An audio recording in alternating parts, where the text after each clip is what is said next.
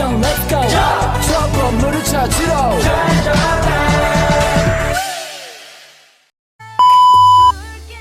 Assalamualaikum warahmatullahi wabarakatuh. Aku perwakilan dari kelompok 1. Di sini video kali ini aku akan menjelaskan gimana sih cara pengasinan pada telur.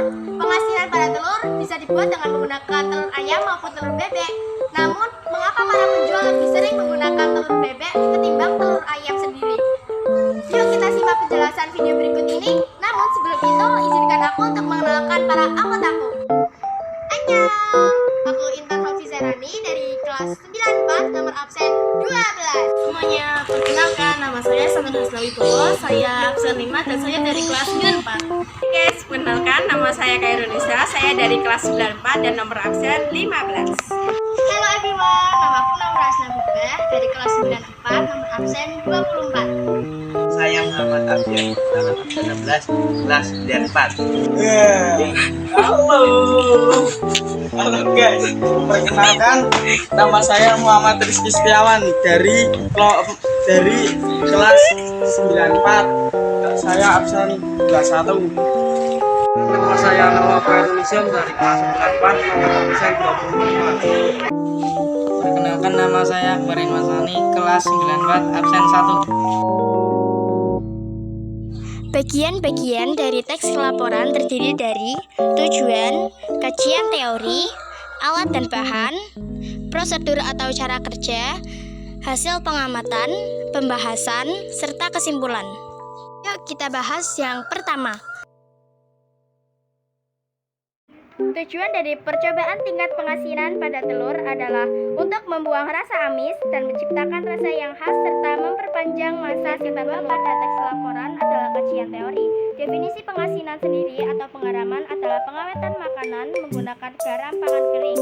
Telur asin dapat dibuat dengan dua metode. Metode yang pertama adalah dengan merendam menggunakan media garam. Media garam merupakan campuran antara garam, serbuk bata merah, dan juga air.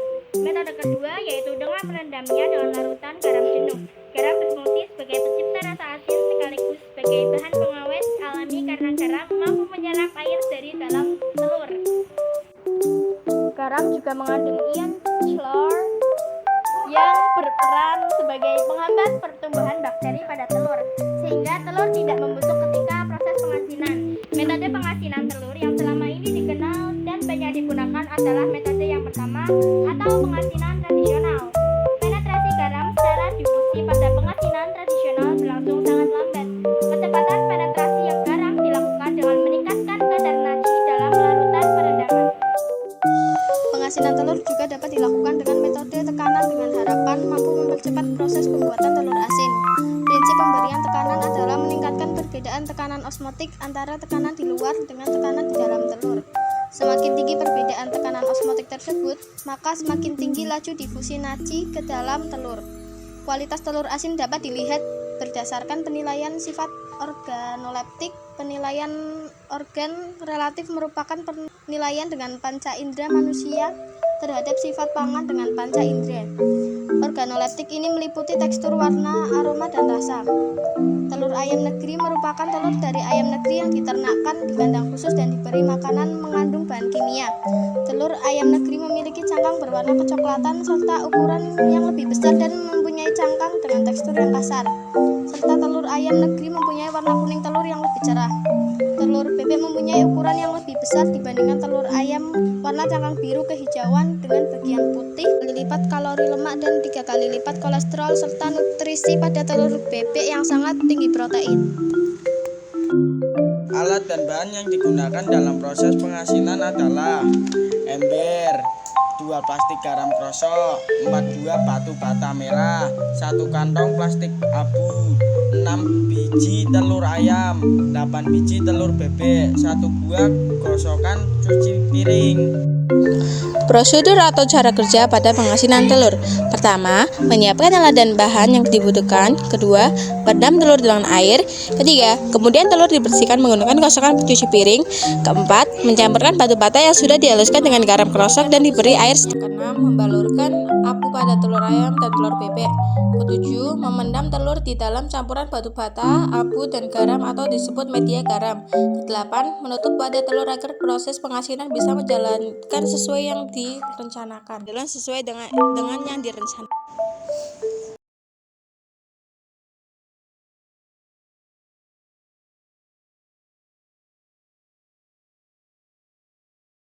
Hasil selama pengamatan pengasinan telur.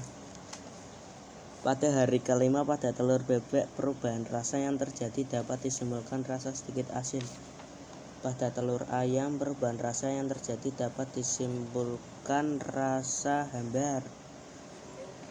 Pada hari ketujuh pada telur bebek, perubahan rasa yang terjadi dapat disimpulkan rasa sedikit asin dan hambar. Pada telur ayam, perubahan rasa yang terjadi dapat disimpulkan rasa hambar. Pada hari ke-10 pada telur bebek, perubahan rasa yang terjadi dapat disimpulkan rasa sudah asin.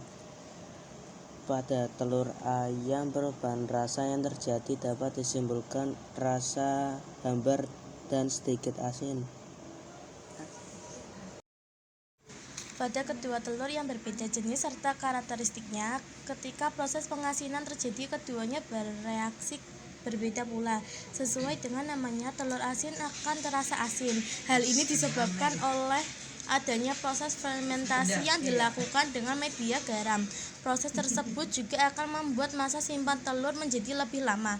Penambahan garam bertujuan untuk menyerap air bebas pada telur, sehingga kadar air akan mengalami penurunan dan aktivitas air atau water activity AB akan mengalami penurunan dan penghambatan terjadinya kontaminasi oleh mikroba atau bakteri perusak. Pada hari kelima, 7, serta 10 ketika telur dicicipi, rasa yang dihasilkan berbeda pula pastinya. Hal ini disebabkan oleh proses fermentasi yang semakin lama akan semakin asin pula rasanya. Pada hari kelima, rasa yang dihasilkan oleh telur bebek dan telur ayam masih belum asin. Kemudian pada hari ke-7 pada telur bebek yang sudah mulai terasa asin, sedangkan pada telur ayam masih terasa hambar dan sedikit amis. Pada hari ke-10 rasa yang dihasilkan dari telur bebek sudah terasa asin seperti telur asin pada umumnya, sedangkan pada telur ayam terasa asin namun tidak seasin telur bebek. 7. Kesimpulan. Pada bahan telur yang berbeda jenis serta karakteristik, berbeda pula cara penyerapan media garam tersebut agar telur menjadi asin. Dalam hal ini bisa diketahui bahwa penjual telur asin lebih banyak menggunakan telur bebek dibanding telur ayam negeri dikarenakan perbedaan tekstur cangkang pada permukaan kulit telur ayam dan telur bebek. Telur ayam membutuhkan waktu lama untuk bisa menyerap kadar garam karena cangkangnya yang sedikit tebal. Hal ini dapat menghambat penyaluran air garam pada telur ayam. Sedangkan telur bebek cangkangnya tidak terlalu tebal sehingga lebih mudah menyerap air garam. Ketua dari kelompok tersebut ingin mengucapkan banyak terima kasih terhadap banyak dukungan dari mulai anggota, ibu guru pembimbing, serta orang tua yang telah menemani kita pada saat pelaksanaan, dan ingin mengucapkan terima kasih juga kepada para penonton yang telah menonton video ini.